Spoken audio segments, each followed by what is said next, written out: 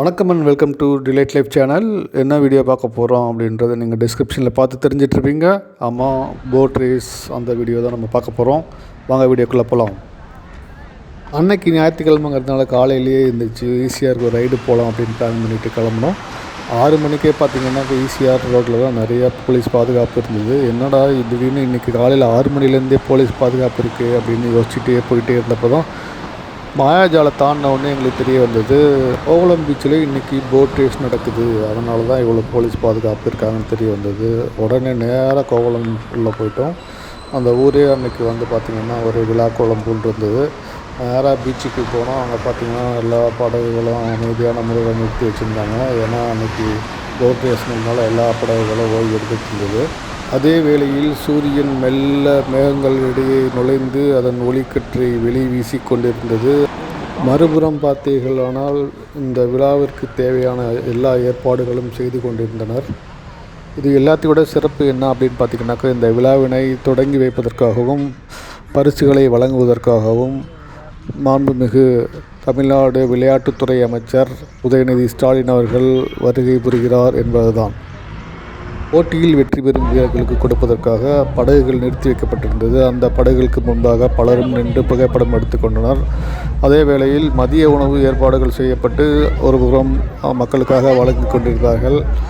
ஒருபுறம் பல்வேறு நலத்திட்ட உதவிகளை வழங்குவதற்காகவும் பரிசு பொருட்கள் அடுக்கி வைத்து கொண்டிருந்தனர்.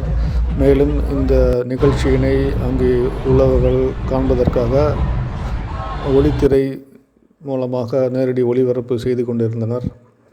போட்டியில் கலந்து கொள்வதற்காக பல்வேறு ஊர்களிலிருந்து வந்திருந்த அணிகள் பல்வேறு பேட்சுகளாக பிரித்து ஒவ்வொரு பேட்சுக்கு 10 பேர் என்ற முறையில் போட்டிகள் துவங்கப்பட்டு நடைபெற்றது.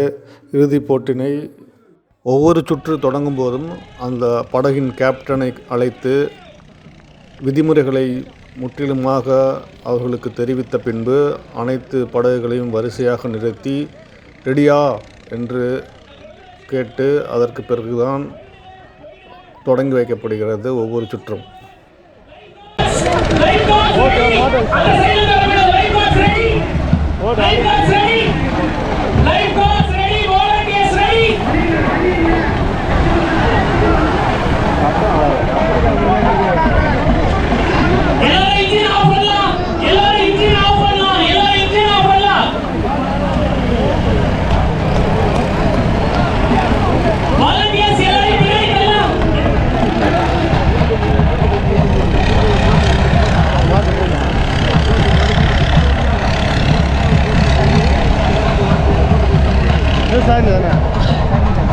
இல்லை ஓடி விட்டுது.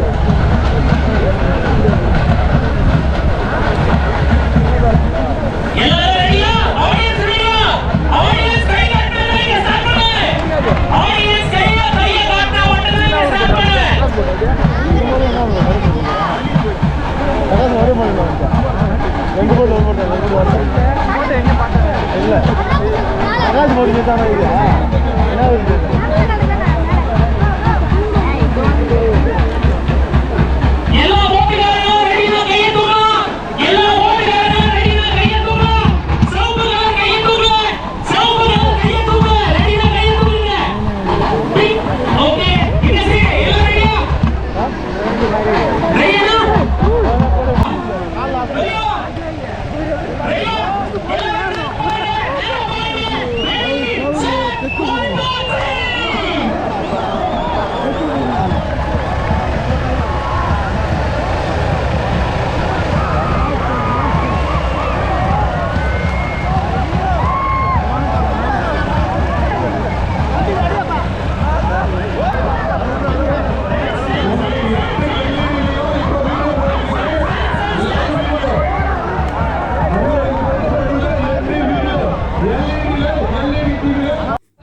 சில மணித்துளிகள் காத்திருப்புக்கு பின்பு சென்ற படகுகள் ஒவ்வொன்றாக வரத் தொடங்கின.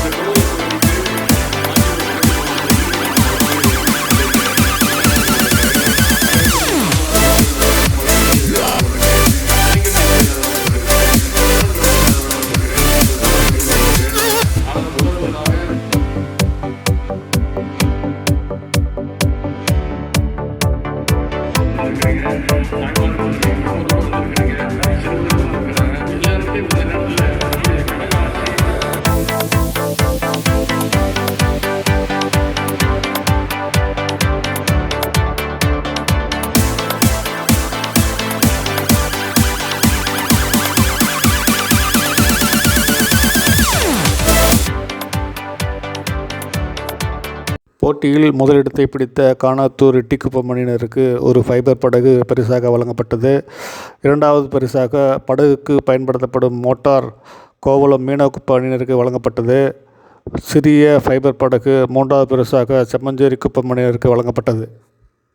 அதனைத் தொடர்ந்து பொதுமக்களுக்கு பல்வேறு நலத்திட்ட உதவிகளை வழங்கி விளையாட்டுத்துறை அமைச்சர் உதயநிதி ஸ்டாலின் அவர்கள் சிறப்புரையாற்றினார். நம்ம சேனலுக்கு நீங்கள் புதுசாக வந்திருந்தீங்கன்னாக்கா லைக் பண்ணுங்கள், ஷேர் பண்ணுங்கள், சப்ஸ்கிரைப் பண்ணுங்கள், கமெண்ட் பண்ணுங்கள். நன்றி, வணக்கம்.